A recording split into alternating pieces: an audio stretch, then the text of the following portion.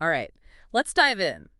Today, we're all about the salmon lox bagel. Seems like everyone's curious about this breakfast, or brunch, I guess, classic. We'll be using a recipe from the Fork and Fry podcast as a starting point, so get ready for some tasty history, trends, and of course, tips to make your own.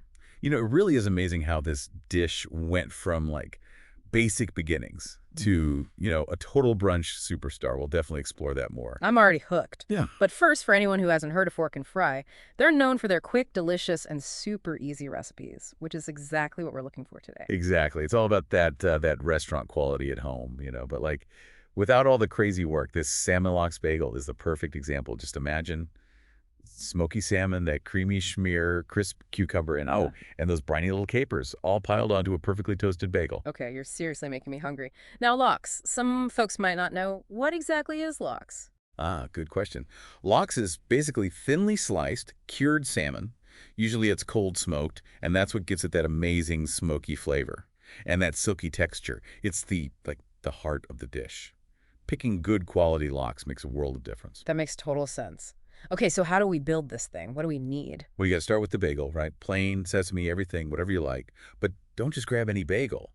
A sesame bagel will bring in nutty flavors, while an everything bagel adds a savory kind of depth. It's your base, your flavor foundation. I never really thought about that. I usually just grab whatever's closest. But now I'm thinking about how the bagel actually adds to the whole experience. Okay, what about the schmear? Any favorites? Fork and Fry Yeah. suggest garlic herb or chive cream cheese for more flavor, and I completely agree.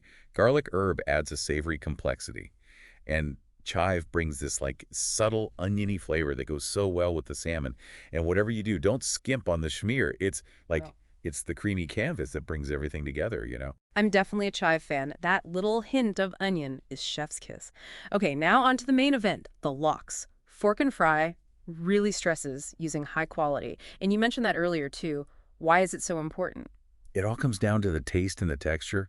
High quality lox will have a much richer, more complex, smoky flavor, and it'll practically melt in your mouth. You can really tell the difference, trust me. Got it. Quality lox, check. What else are we adding to this flavor party? All right, now we bring in some texture and freshness. We're talking thinly sliced red onion for a little bit of bite, some crisp cucumber to keep it light, and then capers for that burst of salty tanginess. Capers. Those tiny things pack a punch. What exactly are they? Just in case someone's, never tried them. So they're actually flower buds. They're pickled, which makes them briny, and they add this sharp, salty, almost lemony burst that cuts through the richness. If you didn't have them, the whole dish would feel kind of flat. Wow, I had no idea about the flower bud thing. That's cool. Okay, so we've got our bagel, schmear, lox, and these awesome little flavor bombs. Anything else? Almost there. A sprig of fresh dill brings a nice herbal touch, and then some lemon wedges on the side so you can add a squeeze of acidity. It's all about balance. They also suggest black pepper or everything bagel seasoning, just to, take it up a notch. I am officially starving. Okay, so how do we put this masterpiece together? Walk me through it. Oh, it's way easier than you think. Yeah. First things first, you got to toast that bagel. Get it nice and toasty, however you like it. Then you grab that cream cheese, whatever flavor you picked, and spread it on both halves. Don't be shy with it. Now comes the fun part. Laying down those beautiful lox slices.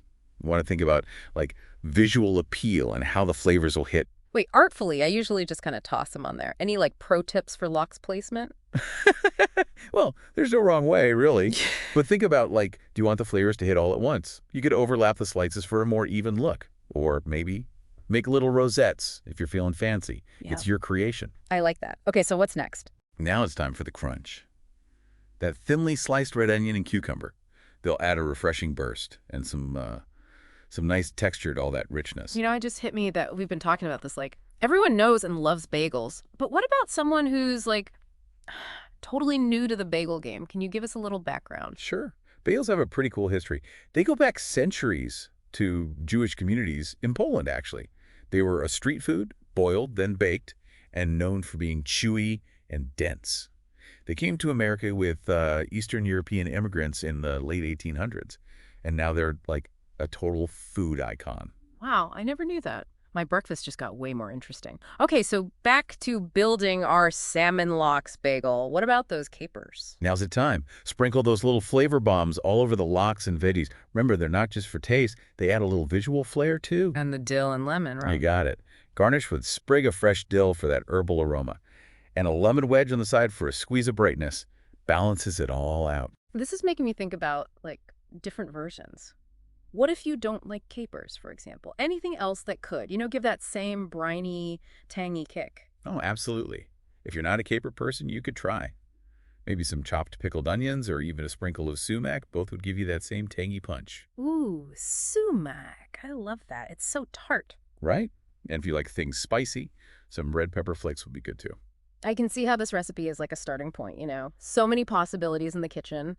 What other flavor combos do you think would work? Oh, the possibilities are endless. You could swap the cucumber for avocado. That would make it creamier. Or even add a smear of hummus under the cream cheese Hmm. for a kind of Middle Eastern twist. Avocado. That's genius. I love avocado, and I bet it would go perfectly with the salmon. Totally. And you could play around with different bagels too. A poppy seed bagel would be nice and nutty, and that sweetness would go great with the salmon. Or for something completely different. Imagine a pumpernickel bagel with horseradish cream cheese. Whoa, horseradish cream cheese. That's interesting. Definitely adds a kick. This is making me realize there's like a whole world to the salmon lox bagel. It's more than just, throwing some stuff on a bagel. Exactly. It's a mix of culinary history, cultural influences, and the art of balancing flavors. So we've covered the ingredients, the steps, and even some cool variations. But before we wrap up, I'm curious about your thoughts on, like, the cultural side of things. We touched on its history, but how did it become so popular? That's a great point, and I think it says a lot about how we eat today. The salmon lox bagel really represents like the perfect combo of convenience, flavor, and wanting to eat healthy. It's a dish that feels indulgent but is still approachable, and it speaks to that desire for quick meals that still feel special. Plus, it's just so good. Totally. It works for a casual breakfast or a fancy brunch. Exactly. And it shows that simple, fresh ingredients, when you combine them right, can be both traditional and innovative. So for our listeners who are ready to try their own salmon lox bagel, what's the one thing you want them to remember? Honestly, just have fun with it. We've talked about some classic combos, but the best part about this dish is like how versatile it is. Try different flavors, different textures, different bagels. Make it your own. Who knows? You might create the next big food trend. I love that.